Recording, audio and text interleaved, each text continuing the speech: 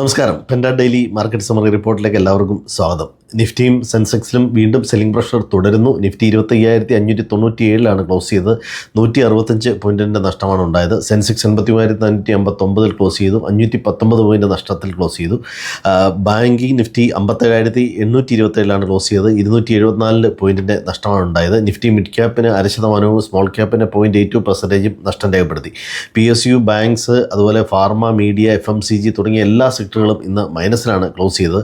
അമേരിക്കയുമായി ചൈനയുടെ വ്യാപാര കരാർ പുരോഗതി ഒരുപക്ഷെ ഇന്ത്യക്ക് ഒരു പ്രതികൂല സാഹചര്യം സൃഷ്ടിക്കാം എന്നൊരു വിലയിരുത്തലുണ്ട്.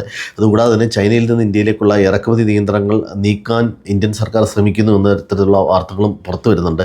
രണ്ടും മാർക്കറ്റിനെ സംബന്ധിച്ചിടത്തോളം അല്പം സെല്ലിംഗ് പ്രഷർ ഉണ്ടാക്കുന്ന കാര്യങ്ങളാണ്. അതുപോലെ തന്നെ വരുന്ന റിസൾട്ടുകളെല്ലാം ഇന്ന് SBIയുടെ റിസൾട്ട് വന്നു. M&M, Adani port, Adani enterprises, അതുപോലെ സ്വിസ് ലോൺ എല്ലാം നല്ല റിസൾട്ടുകളാണ് കാഴ്ചവെച്ചത്. ഇന്നലെ ടൈറ്റാൻ്റെയും ഭാരതി എയർടെലിൻ്റെയും റിസൾട്ട് വന്നു. രണ്ടും പോസിറ്റീവായിട്ടുള്ള റിസൾട്ടാണ് വന്നത്. അതുപോലെ അമേരിക്കയിൽ താരിഫ് റിലേറ്റഡ് ആയിട്ടുള്ള കേസ് നാളെ സുപ്രീം കോടതിയുടെ പരിഗണനയിലാണ് അമേരിക്കയിലെ.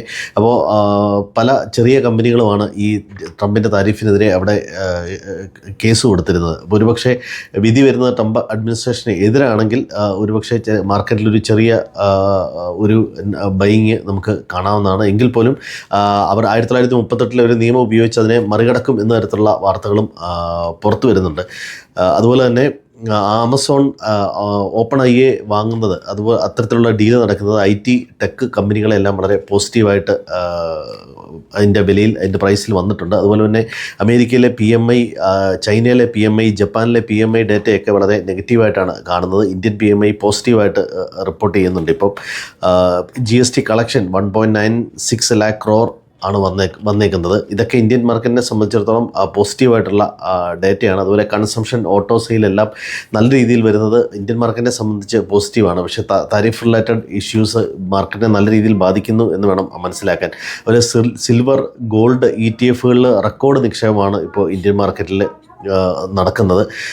US മാർക്കറ്റ് ഫ്യൂച്ചേഴ്സ് ഇപ്പോൾ ഏതാണ്ട് 400ഓളം പോയിൻറ്റ് മൈനസായിട്ടാണ് നിൽക്കുന്നത്. നമ്മുടെ ഇവിടെ നാളെ ഗുരുനാനാക്ക് ജയന്തി പ്രമാണിച്ച് മാർക്കറ്റിന് അവധിയാണ്. അപ്പോൾ എല്ലാവർക്കും നല്ലൊരു ദിനം ആശംസിക്കുന്നു. Thank you.